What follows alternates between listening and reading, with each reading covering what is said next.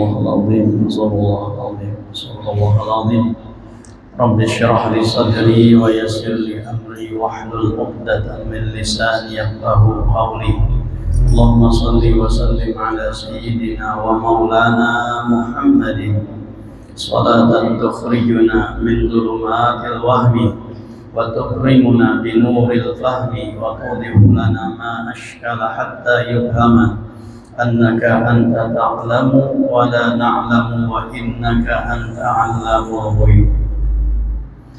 Bersyukur kita kehadrat Allah Subhanahu wa Ta'ala dengan berkat taufik dan hidayahnya sehingga kita bisa berkumpul, bermajlis, bersilaturahmi dan beriktikaf di dalam masjid ini. Mari sama-sama kita perbaharui niat iktikaf kita. Nawaitu an a'takifa fi hadzal masjid sunnatan lillahi ta'ala. Sahajaku beriktikaf di dalam masjid ini sunnat karena Allah Ta'ala. Hadirin wal hadirat rahimakumullah. Kita teruskan pengajian kitab kita Hidayatus Salikin. Qala al-musannifu rahimahullah ta'ala wa nafa'ana bihi wa bi'ulumihi fid dharain amin. Artinya kata Mu'ad, maka sembahku ya Rasulullah, engkau Rasulullah dan aku adalah Mu'ad. Betapa lepas bagiku dan betapa suci bagiku yang demikian itu. Maka sabda Nabi sallallahu alaihi wasallam, ikut olehmu akan daku, dan jika ada di dalam amalmu itu kurang sekalipun. Hai Mu'ad, pelihara olehmu atas lidahmu daripada menjatuhkan akan kejahatan di dalam saudara yang muslim daripada yang menanggung akan Quran, yakni yang mengamalkan akan hukum yang di dalam Quran. Dan tanggungkan akan dosamu atas dirimu, dan jangan engkau tanggungkan akan dia atas mereka itu. Dan jangan engkau sucikan akan dirimu, dan engkau mencela akan mereka itu. Dan jangan engkau angkat dirimu atas mereka itu, dengan engkau rendahkan akan mereka itu. Dan jangan engkau masukkan amal dunia di dalam akhirat, yakni jangan engkau qasad akan amal akhirat itu karena dunia. Dan jangan engkau memperlihatkan amalmu, dan jangan engkau membesarkan akan dirimu di dalam majlismu, karena supaya takut manusia daripada kejahatan perangaimu. Dan jangan engkau berbisik-bisik pada seseorang, padahal ada padamu orang yang lain daripadamu. Dan jangan engkau tinggikan akan dirimu, dan jangan engkau besarkan akan dirimu atas manusia, maka hilang daripadamu kebaikan dunia dan akhirat. Dan jangan engkau cari-cari kemaluan manusia, yakni jangan engkau umpat akan manusia, dan jangan engkau aibkan akan dia, maka mencari akan dikau oleh anjing yang di dalam api neraka pada hari kiamat. Firman Allah Ta'ala, wan nasyitati nashta, artinya demi yang mencari akan carikan. Nah, panjang pembicaraannya lah. Jadi setelah Rasul sallallahu alaihi wasallam menceritakan dan mengatakan kepada Mu'adz bin Jabal bagaimana jagaan amal kita itu mulai dari langit pertama sampai ke hadrat Allah Subhanahu wa Ta'ala, dijaga dan diperiksa. Jika ada sesuatu mulai dari langit pertama sampai ke hadrat Allah, maka amal tersebut ditolak oleh Allah Subhanahu wa Ta'ala. Lalu Mu'adz mengatakan, Ujar Mu'ad, kalau engkau adalah Rasulullah, sedangkan aku ini hanyalah seorang Mu'ad, bagaimana aku bisa lepas dan bisa lolos daripada yang demikian tersebut? Kalau pian Rasulullah, mungkin amal pian diterima oleh Allah Ta'ala. Nah, lalu bagaimana dengan ulun yang hanya seorang Mu'ad ini? Bagaimana ulun bisa lolos lepas daripada jagaan-jagaan amal tersebut? Nah, lalu Rasul Sallallahu Alaihi Wasallam mengatakan, ikut olehmu akan daku, dan jika ada amalmu itu kurang sekalipun. Jadi untuk lepas dan untuk selamat daripada jagaan amal itu, yang pertama Rasul mengatakan kepada Mu'ad adalah untuk mengikuti beliau sekalipun amalnya hanya sedikit. Umpat Rasulullah maka akan dijamin selamat, karena Rasulullah pasti selamat. Nah, maka orang yang berikut lawan Rasulullah itu pun juga pasti akan selamat. Itu sudah kita bicarakan. Lalu kemudian ujar Rasul Sallallahu Alaihi Wasallam, pelihara olehmu atas lidahmu daripada menjatuhkan akan kejahatan dalam saudara yang muslim, yang mana saudara muslim ini ia mengamalkan akan hukum yang ada di dalam Al-Quran.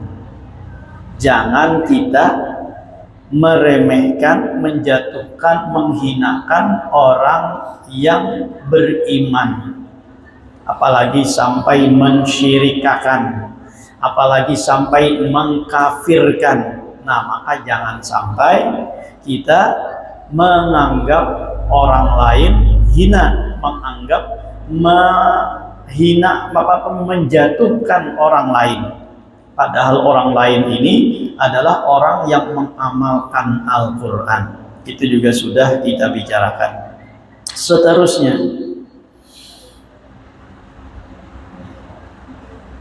dan tanggungkan akan dosamu atas dirimu, dan jangan engkau tanggungkan akan dia atas mereka itu.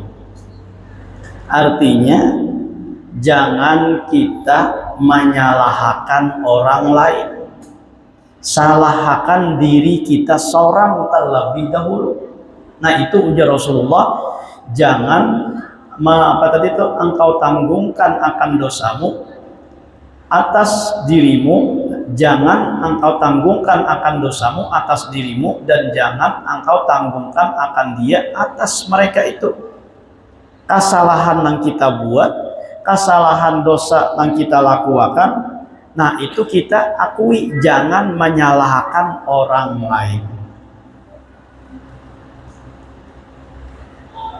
Kadangkala kita ini kada mau mengakui salah ninta, lalu mencari napa ujar orang wah ini kambing hitam wah kambing putih ya, ya kan?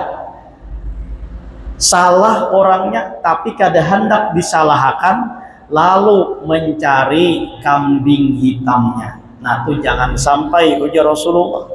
Jadi kalau memang kamu berbuat salah, maka akui kesalahan tersebut, jangan menimpakan kesalahan itu kepada orang lain.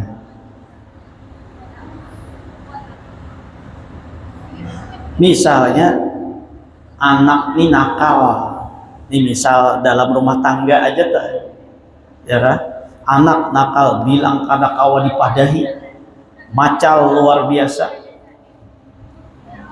Jangan badadasan ojo orang Banjar tuh menyalahkan si anak. Cari dahulu kalau seorang yang salah. Anak dipadahi kada maasik, tiap malam begadang aja gawian, ya lah. bulik kena parak subuh, bulik kena tengah malam, dipadahi kada maasi, ujar nangkuitan sasadangi nakai, jangan bulik malam lagi. Nah sekalinya inya bulik bisukan, ya saking macalnya si anak nih, dipadahi jangan bulik malam lagi, bisukan nih, guring di mana di pos kamling, saking macalnya si anak nih. Jangan dahulu pada dasar menyalahkan si anak ini kada paasian. Cari dahulu pulupina saurang nang salah. Barangkali saurang kada maajarakan inya tentang ilmu agama.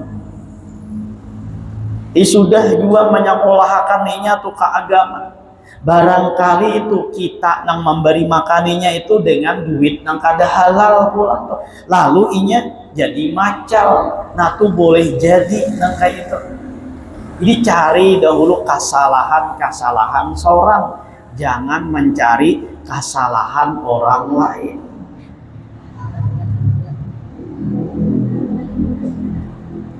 Bini misalnya pulang kada tapi maasi ditagur, ya kan?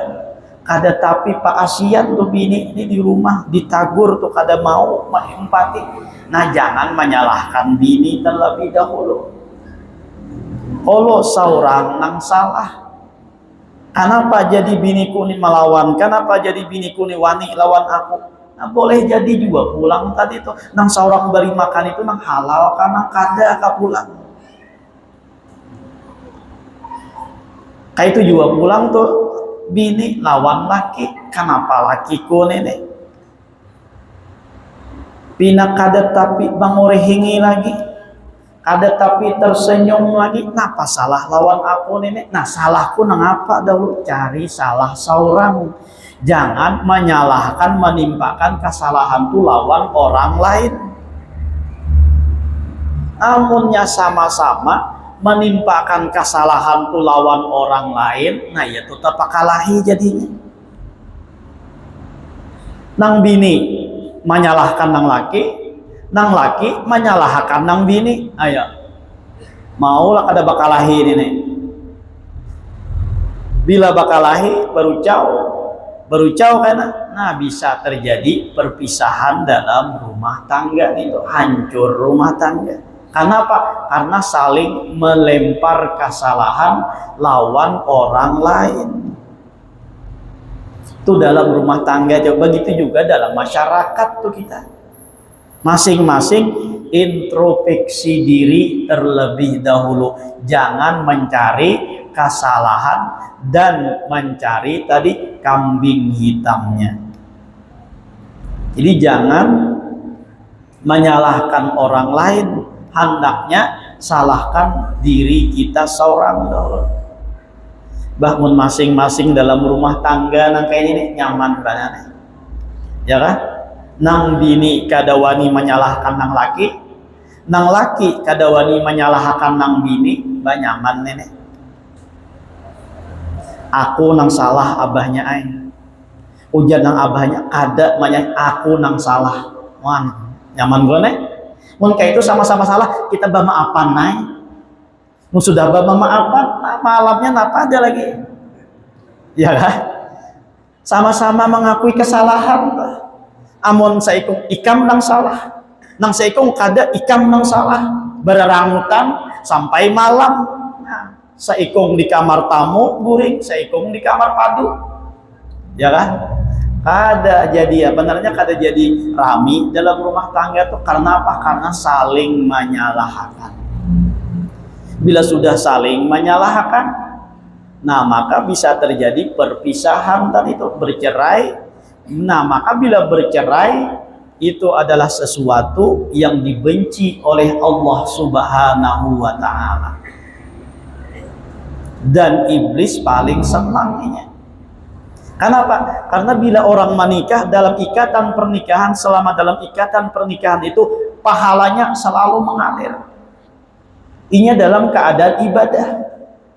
Tapi bila terjadi perceraian, nah maka terputuslah ibadah tersebut.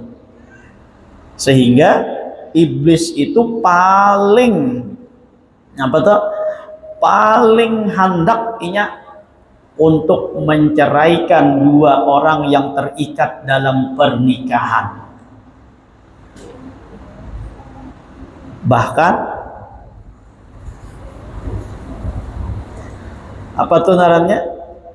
iblis itu ada khusus anak buahnya yang menggoda di dalam rumah tangga itu. Sekiranya Sakira dua rumah tangga tuh bercerai. Nah, jadi untuk keharmonisan rumah tangga, untuk kebaikan rumah tangga, jangan saling menyalahkan. Anggap seorang nambah salah, ya kan? Bila masing-masing mau mengakui kesalahan, sama-sama salah tadi, lalu maaf-maafan. Akhirnya kada terjadi perceraian. Tapi bilanya saling menyalahkan, nah maka terjadi perceraian. Bila terjadi perceraian, maka itu dimurka oleh Allah Subhanahu wa taala dan disenangi oleh iblis. Makanya tuh di dalam sebuah teka-teki, dalam sebuah tatakunan, dalam sebuah pertanyaan, secara biasa sesuatu nang halal itu adalah disenangi oleh Allah Subhanahu wa taala. Kayak itu juga sebaliknya, sesuatu nang haram maka itu disenangi oleh syaitan. Lalu ada dalam satu perkara, dalam satu masalah, sesuatu masalah ini adalah yang halal tapi dibenci oleh Allah Subhanahu wa taala, dan sebaliknya disenangi oleh syaitan. Perkara apakah itu? Kalau dalam keadaan biasa, lumrahnya sesuatu nang halal itu dicintai oleh Allah. Sebaliknya, sesuatu nang haram itu dicintai oleh syaitan. Itu normalnya. Lalu ada dalam satu masalah, sesuatu yang halal yang normalnya tadi dicintai oleh Allah dibenci oleh syaitan, ini terjadi kebalikannya. Yang halal ini dibenci oleh Allah, yang halal ini disukai oleh syaitan. Apakah itu? Nah, iya, perceraian. Ini perceraian itu sesuatu halal, dibenci oleh Allah, tapi disenangi oleh syaitan. Padahal secara normal sesuatu nang halal itu Allah senang, syaitan nang benci. Sesuatu nang haram itu Allah benci, syaitan nang senang. Nah, lalu ada satu masalah di mana sesuatu yang halal dibenci oleh Allah dan disenangi oleh syaitan. Apakah itu? Yaitu perceraian dalam pernikahan. Nah, jadi kita jangan saling menyalahkan. Jangan menimpakan kesalahan itu kepada orang lain. Cari dahulu di mana salahnya aku nih. Kada mau mencari salah orang lain, salahku di mana? Itukah Imam Al-Ghazali lawan dan sanak sidin yang bernama Ahmad. Imam Al-Ghazali ini bernama Muhammad, ading sidin bernama Ahmad. Imam Ghazali ini menjadi imam. Orang banyak datang untuk belajar dan sembahyang berjamaah di belakang Imam Al-Ghazali. Tapinya dang sanak yang bernama Ahmad ini kada mau umpat sembahyang berjamaah lawan Imam Ghazali.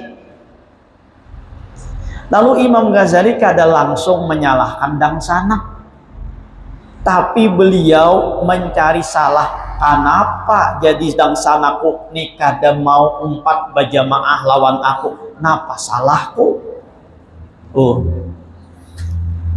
Amunnya langsung menyalahkan kita kada tahu, tapi nang kita cari kesalahan kita dahulu, nang apa salah kita nih sehingga orang lain banyak umpat berjamaah sedangkan dang sana kada mau umpat karena kada nyaman dilihat orang tuh. Becakut kah antara badang sanak ini, kada babaikan kah di antara badang sanak ini, jadi kada hendak umpat berjamaah nih, orang papadanya datang untuk umpat sembahyang berjamaah di belakang Imam Al-Ghazali. Lalu beliau datang kepada ibunya minta takuniakan lawan dang sanak Ahmad ini nih, kenapa jadi kada hendak umpat berjamaah, napa salahku takuniakan maai. Artinya kada menyalahkan dang sanak tuh kada umpat, tapi salahku ini di mana sehingga dang sanak nih kada mau umpat berjamaah.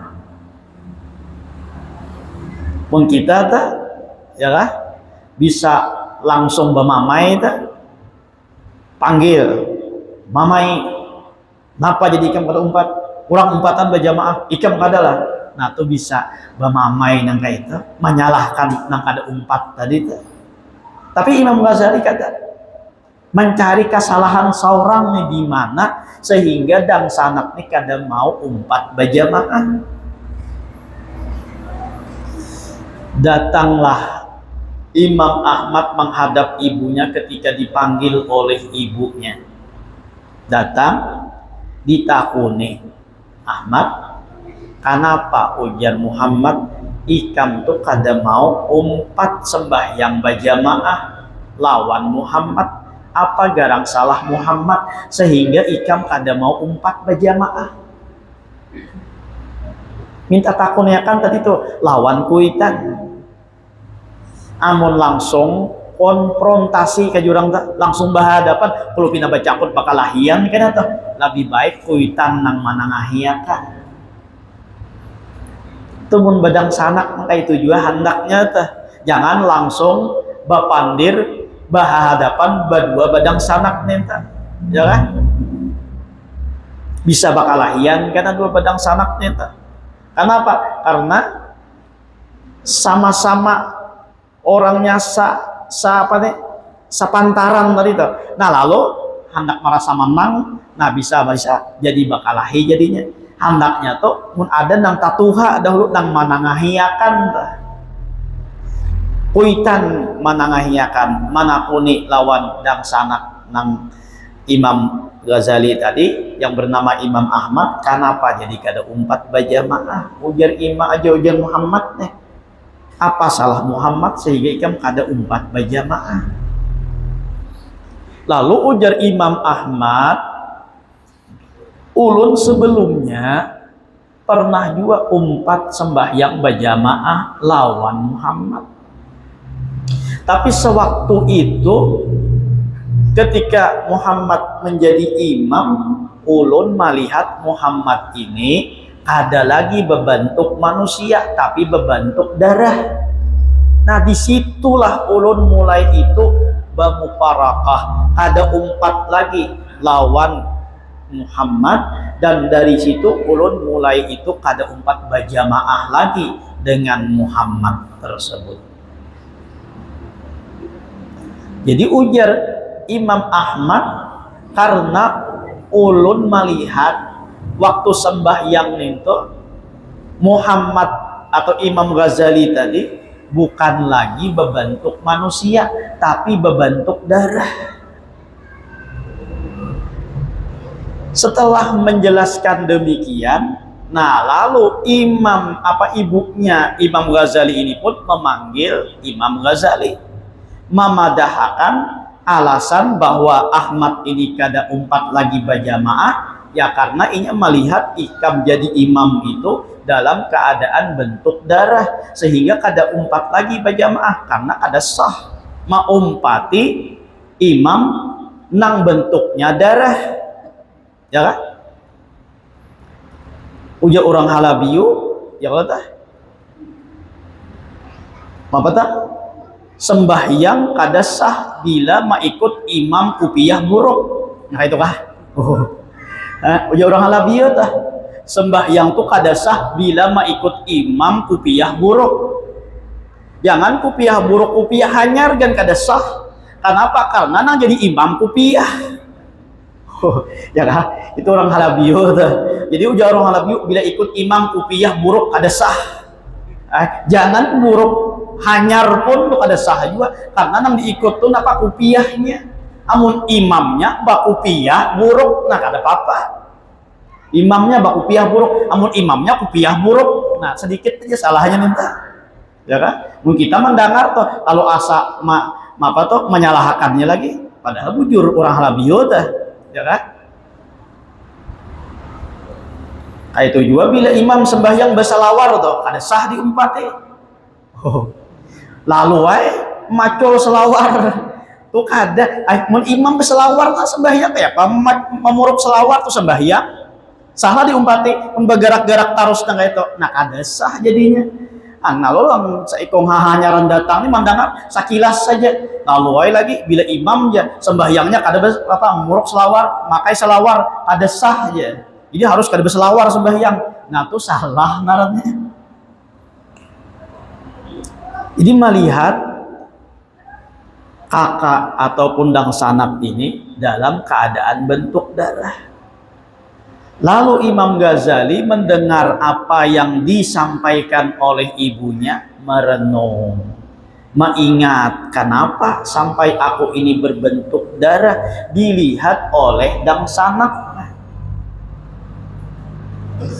Lalu setelah merenung mendapatkan suatu jawaban bahwa suatu ketika satu hari ketika beliau mengarang kitab di situ masih dalam menulis tentang babul haidi yaitu bab haid lalu adzan lalu beliau menutup nah penerannya pekerjaan beliau dalam mengarang kitab tadi itu tatangah rarahatan membahas tentang babul haidi babul haid bab haid lalu adzan nah karena menjadi seorang imam lalu istirahat dan pergi untuk mengimami sembahyang berjamaah di dalam sembahyang tadi lalu tak ingat nang belum selesai nang dikarang tadi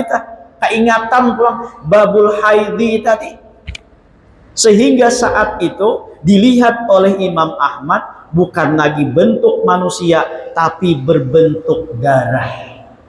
Nah jadi melihat hakikat langsung tuh ketika Imam Ghazali ini ingat tentang babul haid lalu si Imam Ahmad yang kasyaf yang melihat secara hakikat bahwa Imam Ghazali ini bukan bentuk manusia tapi bentuk darah maka beliau pun muparakah kada umpat lagi mulai saat itu kada umpat berjamaah lagi. Oh di sini pang salah kok. Nah jadi hanyar tuh kada mencari salah orang lain, mencari salah seorang dahulu.